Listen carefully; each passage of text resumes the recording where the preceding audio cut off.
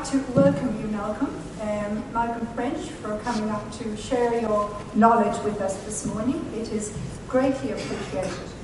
And I would like to also mention that Malcolm received the Order of Australia Medal for his work in environmental farming and for the environment itself. Thank you, Malcolm, for coming to speak with us. Malcolm is a farmer, a publisher, and he is eucalypt taxometrist at the WA Herbariums. Welcome, Malcolm.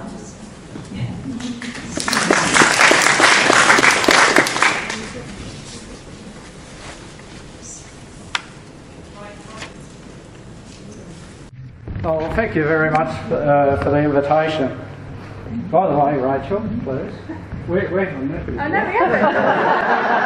Finally. I read your book, though. Nice to meet you. No, finally. I think you've been sending me emails for a couple of years. Yeah, we'll get you. Yeah, so it's nice to be here, and indeed, thanks for the invitation. When I heard the title, The Last Stand, I didn't know what the concept was, so I took it in my own mind what it related to, and I think I'm on the right track. So, however you want to interpret it.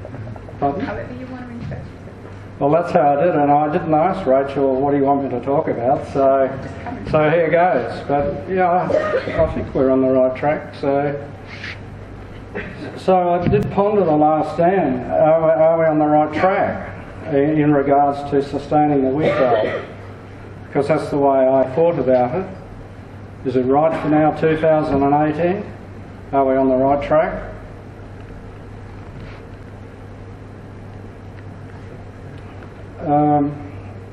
The last stand, so I did ponder that. I suspect that's right. So Rachel, I think you're spot on. This is the last stand, as I see the wheat belt. 5 years ago, no, I would have said we're on track. Got a lot of good things going on, so what's happened over the last 5 years? There's been a lot go on. So allow me to share you my thoughts on what's happened over the last 5 years. Oh, just before I do, everyone in the wheat belt has a shared responsibility to the sustainability of the place.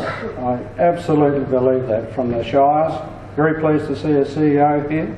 Is there anyone else here from the Shires? Anyone, really? Wow. Personally invites them all, Malcolm. Sorry? Personally invited them all. Well, very nice to see you here, Matt. I suspect the shared responsibility definitely has waned. So allow me to share you my thoughts. Many of them have come up already. Here we go, I'll get used to this. The wheat belt Shires, most of them have really ramped up the destructive clearing of our roadsides. And it's just been terrible, because every time you touch the side of the road, up comes a weed. But the shared responsibility I'm on about, the Shires don't tell you they're going to come along and do it. And there's much better ways to do it. Do you know they could actually get it done for no cost and share the environment? It is just so dumb what's going on. And I just 2 weeks ago went up to the science fair up at Hamlin Station up by Shark Bay.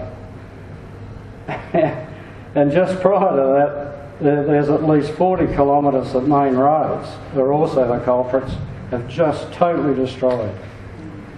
And they've actually widened the road. Like you couldn't find a vehicle wide enough to go up it. So it was just ridiculous. You can't pull over on the side of the road, and otherwise you get a puncture. It's just absolute mess. So there's a lot to do.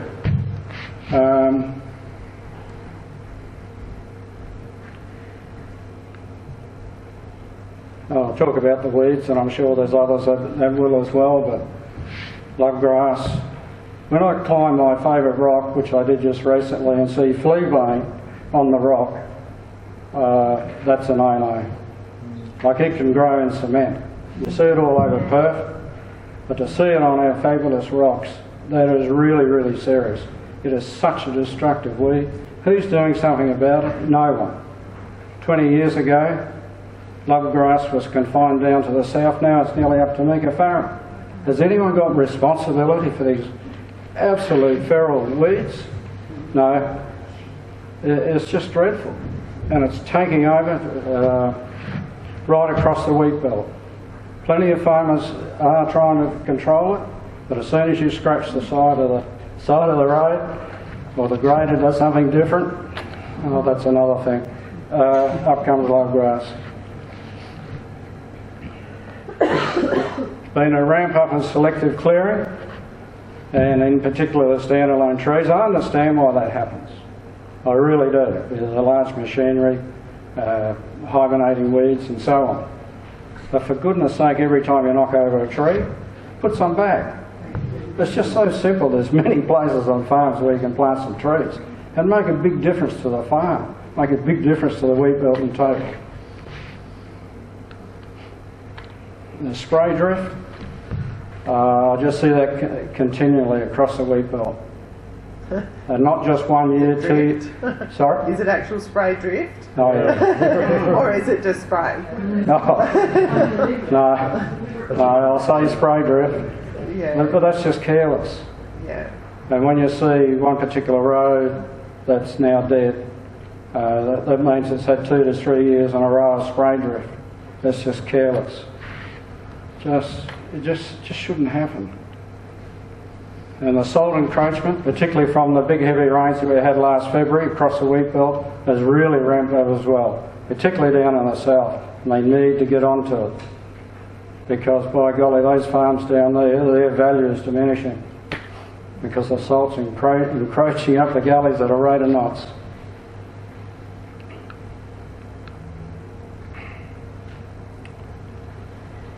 Yeah. Earlier this winter, we lost tonnes and tonnes of wheat belt across the South Australia. Why we have to sustain South Australia's farms, I don't know, but that's where it would have ended up.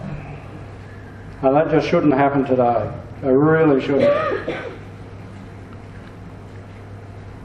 So that's a pretty ordinary picture I paint, but that's my rationale. So I think, we really lost the game over the last 5 years. And the shared responsibility is just gone. So, the wheat belt on average, so I'm talking about our farms, is only 120 years. We've actually got to look, what's it going to be like in 500 years, 1,000 years. That's what we need to look at. It's a magic place, the wheat belt. And it should be treated like gold, or a mine, if you like. The mine where we mine minerals, they come and go every 10, 20 years. But the wheat belt, it can sustain WA in revenue into the economy year in, year out, providing it's sustained across the board in all facets of the wheat belt. The shires, every farmer needs to get on board and so on. It's got an incredible future. We've got brilliant farmers here, and we farm in some of the worst soils in Australia, the lowest rainfall, and so on. Got an incredible future. We're going to have better grains, salt tolerant, frost tolerant. All these things will happen, but they're going to be useless if we don't start getting on top of the wheat belt in general. I'd just like to mention we do have extended dryers here, and I'm very, very proud of our farmers, particularly our pastoral farmers who don't get carried away. And they know how to handle a dry mostly. They do have a very mature way of it, and don't call them droughts here.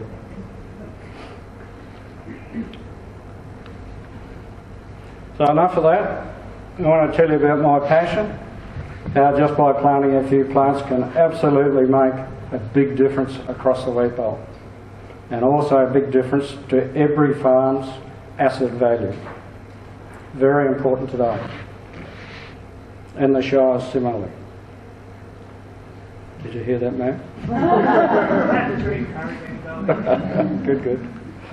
I've got to ask what shire you're from. Oh, well done. Yeah. good shire. Yep. If there's, talking about the shires, one terrific shire is the Culin Shire, which I'm sure you all know, but everyone's engaged there, the farmers, the town folk, and every time people have been talking about well-being, and every time you drive through Culin, you actually do feel good. It's absolutely true. The farmers are all involved, and the other day I was there and a farmer was knocking down some of his oil mallees because they're too close together for the bigger machineries today. I understand that.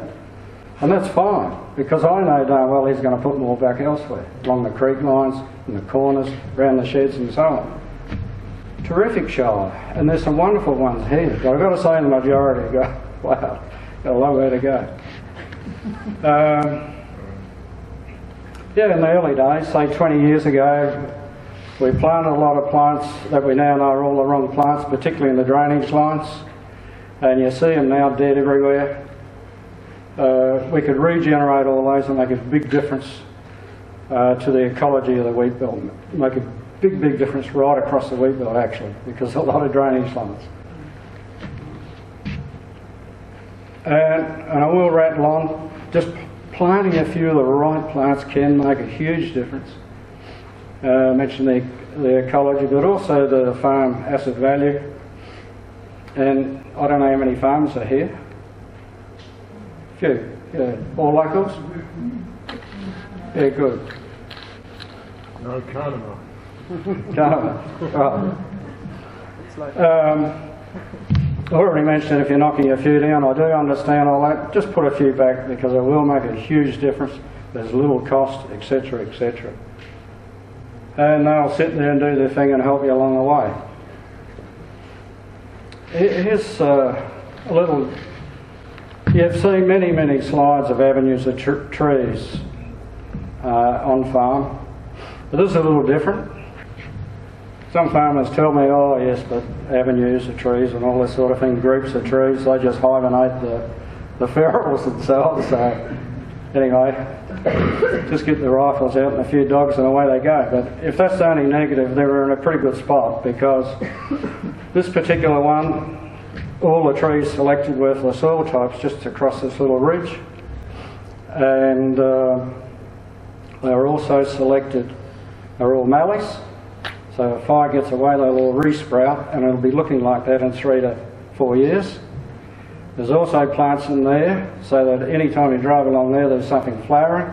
Great for the birds, etc., the ecology. What else? Wind and shelter, yes. Importantly, aesthetics. People forget that. Plant the right plants for aesthetics on farm, because it really does help you sell the property whenever you've got to sell, and you don't know when that might be. Really important. I can't place enough on that. I've been in that business a long time. And if you're over in northern New South Wales today, trying to sell your property, who's on the front foot? The buyers. Except on any place that has brilliant aesthetics across it. Really looking after revegetation. Smart. And that's no cost. Some farmers will tell me that's taken up 2 acres, costs $2,000. Over the 10 years, that's so much in X. Okay. So what? Exactly, so what? But you go to sell it in times when it's dry. We do have extended dries here. We don't have the droughts, as you know. We have extended dries. You can sell your farm when it looks like this. And just getting an offer in those hard times is a huge thing. You only have to do a few little things. Someone said they accumulate. They really do. Just do some smart things, the right plants, and you'll be able to sell your asset at any given time, and that is worth millions. That's my point. The other thing about this is, I don't know if you read the report, and I doubt it, because it's a big one, out of the Royal Commission, of those major fires, the bushfires, that were in east of Melbourne 5 to 6 years ago, that these trees here actually suppressed the fire and gave valuable time to firefighters. A big thing. And when you look at that, you can actually see it. The fire actually slows. Not only they'll all get burnt, of course. a big thing, but we never thought about this before, but it's actual fact that's come out of the Royal Commission into those fires. You know how quick a fire gets away? Across the paddock, fence to fence, with the breeze, 2 seconds. You got no time. There was 90 odd people killed in that fire. So there's a little point. So we've learned a lot for 20 years. Our wheat milk plants just got so much to offer. Yeah, and they should be treated like gold. Survival against all odds, I mentioned. Does anyone here know how old the oldest mallee is here in WA? The one down at Mila. Well, you're onto it, yeah. Very, very old. 1650 years, actually, of age. Recent DNA. Sorry, where was that? Mila. Oh, it's Dunsborough. Eucalyptus phylaceus. Yeah, 1650 years of age. Incredible. So every time you plant a mallee, it's got a fair lifespan. And the good thing is, when they burn down or you cut them down at ground level, they resprout out again. How good is that for our regeneration of the wheat belt? We've got so many fantastic species here. Is that Udis Hey? Is that what I said? Is that Udis Mortis? No, no. This plant here, talk about the last plant standing. This is it. Oh, right. This is the last plant standing, the one that's surviving there. It's just got a pointer. In the middle. In the middle. Oh, that. Oh, yes. See that one there? I took a photo of that 2 years ago, collected seed off it actually, and I took that the other day.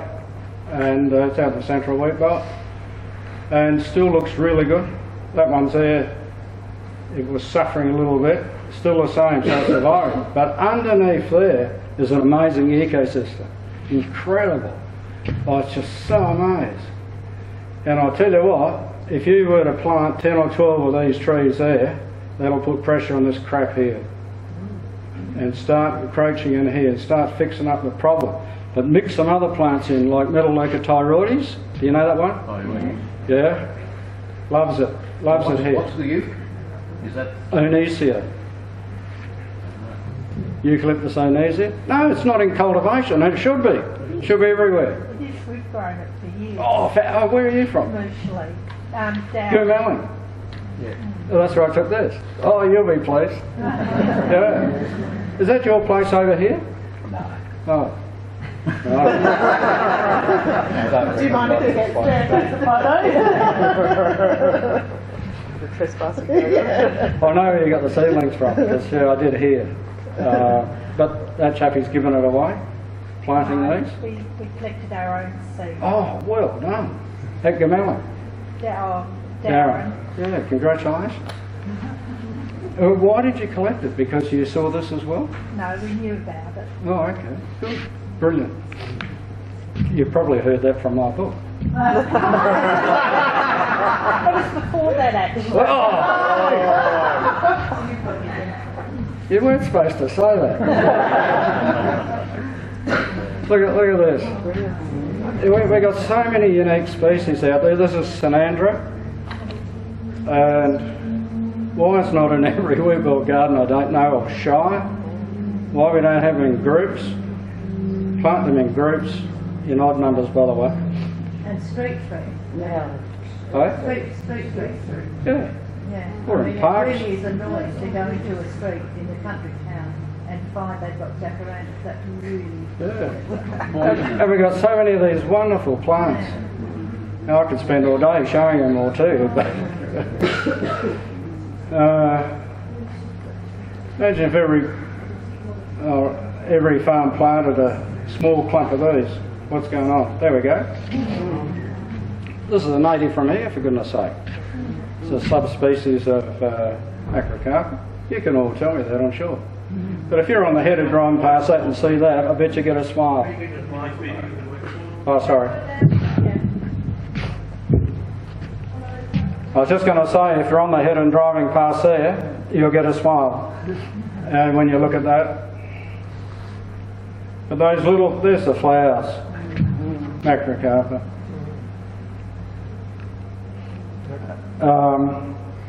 That was taken this year. That's a local one down on Mullering Road, which is just north of Dandaraga. That was all burnt 10 years ago. Look at that. Oh, well, it was burnt 10 years ago. Look, I don't know. I'd have to look at the lignature underneath. I'm not going to burn it to look at it, but they're fantastic. Should be in every town. Where is it? Just to the north. Which one is that? I'm sorry, I didn't. Rhodantha. Eucalyptus rhodantha. Well, it grows naturally at Watheroo. Wonderful family, they preserved them, otherwise they all would have got cleared. There is a few just out from the Three Springs. But if you ever get the opportunity, go out on Carrotwell Road, it is, just north of Watheroo, and you'll see a big fence, and in there's Rhodantha. It's a great site. I've been there. Oh, it is. Incredible. But all our wonderful, the ornation of a lot of our wheatbelt plants should be in cultivation across the shires. It's that accumulation effect again. Everyone feels good about it and looks good. The aesthetics, yeah? Sorry, Could you stand up? is that the northern side of Carrotwell Road? Yeah. It's on the north side. I'm from the Parks and Wildlife. We just had a report and it was cleared. No. But we're not sure if it has to be. No. They will never be cleared. Well, I'm going to investigate it in a couple of days. So hopefully it's in there.